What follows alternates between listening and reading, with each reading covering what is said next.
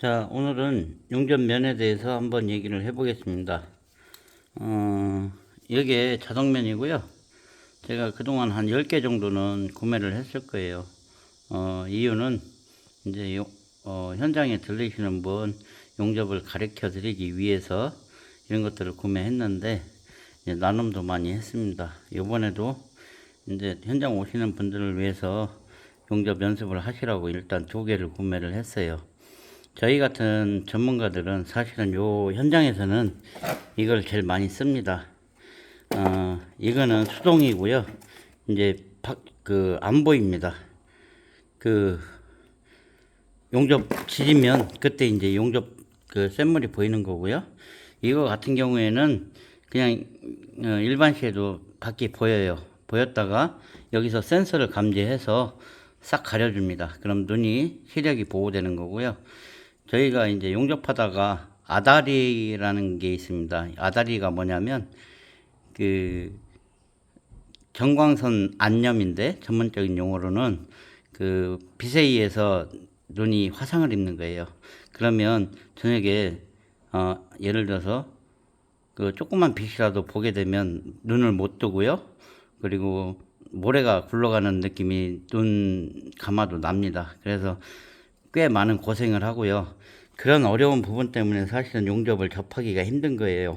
근데 지금은 이게 나와서 초보자들도 좀 편하게 용접을 사실은 배우실 수가 있습니다. 없던 시절에, 이것도 없던 시절에는 요 앞에 그냥 유리로 조그맣게 돼 있는 거 바가지 쓰고 열었다 닫겠다 하면서 저희가 용접을 하다 보니까 여기 감각이 익숙하지 않으면 바로 이제 전광선 안염이 옵니다. 그렇게 되면 뭐 하루 정도는 누워 있어야 돼요. 그냥 시체처럼 얼음 찜질 해가면서. 저도 수도 없이 아다리를 걸리면서 용접을 배웠습니다. 근데 지금은 이제 여기에 있었다면 아무래도 조금은 덜 걸렸을 것 같아요. 일단은 그렇고요. 그리고 이제 용접 연습하실 분들은 오세요. 현장에 대충 준비가 다 되어 있으니까 와서 연습을 한번 해보시면 좋을 것 같고요. 저희 같은 전문가들도 하루 종일 뭐 CO2 용접을 한다든지 할 때는 이제 이런 걸 써요. 왜냐하면 하루 종일 용접하게 되면 여기 차광이 약하기 때문에 눈이 좀 피로할 수가 있습니다. 그 경우에서는 사실은 저희도 이제 이런 걸 쓰긴 쓰는데 거의 안 써요. 저희 같은 경우는 이제 감각적으로 고개를 까딱까딱 하면서 이렇게 본다든지 하기 때문에 이것은 이제 초보자들이 용접을 배울 때 상당히 편리하게 배울 수 있는 도구입니다. 시대가 좋아져서 이런 것들이 나오는 거예요. 이렇게 보시면 바깥에가 이제 보여요. 지금은 얼비쳐서, 태양광 때문에 얼비쳐서 비닐을 안 뜯었기 때문에. 그런데 일단 여기 있으시면 좀 편하게 용접을 배우실 수 있고요. 그리고 이제 와서 이제 직접 저는 사실은 뭐 말보다는 직접 행동하는 걸 좋아하는 사람입니다. 그렇기 때문에 직접 해보시길 권해드리고요. 저 때는 제가 오시면 손 한 번씩은 잡아드릴 수 있어요. 저희 때는, 제가 용접 배울 때는 한 6개월 이상 그라인더를 갈고 틈틈이 점심시간에 안 쉬고 틈틈이 용접 연습해서 딱 한번 시켜봤을 때 하면, 그때 하면 이제 용접을 잘하면 가능한 거예요. 못하면 또 그라인더를 잡아야 되고. 그리고 이렇게 손 잡아주고 이런 거는 진짜 그날은 아주 해피한 날이죠. 예를 들어서 사수들이 용접하는데 손을 한번 잡아준다든지 자기 기교를 가르쳐 준다든지 하는 것은 상당히 행운이었습니다. 그래서 이렇게 위빙도 이제 손을 잡아주면서 가르쳐 줘요. 그러면 이제 그런 느낌을 기억하고 있다가 똑같이 연습을 하는 겁니다. 반복 연습이에요. 그래서 제가 말씀드렸다시피 용접은 저희가 타자 배울 때 처음에는 막 이렇게 보고 눌러야 되잖아요. 손가락이 안 움직이고. 근데 어느 순간 치다 보면 한 달이 됐든 2달이 됐든 조금 하루에 한 10분이고 20분이고 치다 보면 자연적으로 그 자판에 손가락이 움직이잖아요. 그런 부분들하고 거의 흡사합니다. 용접은 손기술이기 때문에. 그래서 전기 용접을 상당히 어려워들 하는데 전기 용접만 잘하면 다른 용접은 더 잘할 수 있어요. CO2 용접이라든지 논가스 용접 같은 경우 사실은 초보자들이 얇은 거 때울 때는 도움이 좀 되기는 합니다. 솔직한 말로. 근데 저희가 같이 전문적으로 업을 하는 사람들은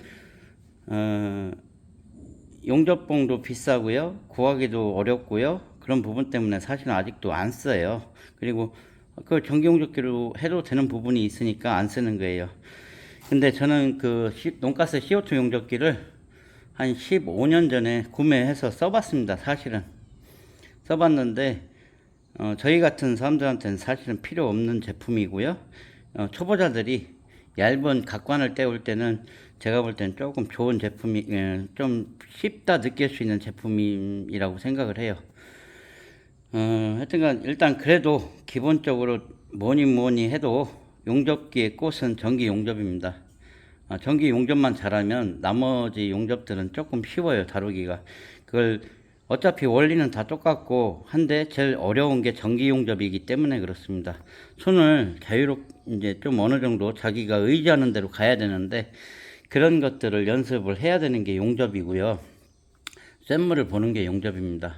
그리고 이제 나중에는 이제 구조적인 부분도 알아야 되고요. 이제 재료에 대한 부분도 알아야 되고, 뭐 전기에 대한 부분도 약간 알아야 되고, 여러 가지를 이제 용접 하나로만 끝나는 게 아니고, 용접을 하면서도 기계에 어디가 문제가 생기는지 이런 것도 어느 정도는 파악할 줄 알아야 그때야 이제 진정 용접사가 되는 거고요.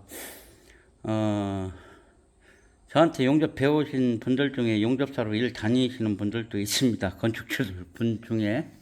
그러니까 어려운 건 아닌데 꾸준하게 시간을 필요로 해요. 그 과정이 분명히 필요합니다. 그리고 올라가는 단계가 있고요. 그리고 여러 가지 이제 용접법들이 있습니다. 뭐 점용접이라든지 예를 들면 뭐 반달 위빙서부터 해갖고 여러 가지 수직, 버티칼 뭐 이런 거 떼우는 방법들, 뭐 용접봉에 따른 그 쇠의 강도, 뭐 재질에 따른 용접봉의 선택 여러 가지가 있는데 그런 것들은 책을 보면 다 나와요. 용접 강의라든지 이런 것들을 보면 아시고요. 이제 가장 손쉽게 현장에서 이렇게 손 감각 같은 거를 저희는 이제 알려드리는 건데 아까 말씀드렸다시피 저희 때는 6개월 이상 그라인더 잡아야 용접기 한번 만져볼 수가 있어요. 그래서 어쩌다가 한번 사수들이 손 한번 잡아주면 그날은 진짜 해피한 날이었는데 오시면 제가 손잡아 드리겠습니다. 여성분도 대환영하겠습니다. 감사합니다.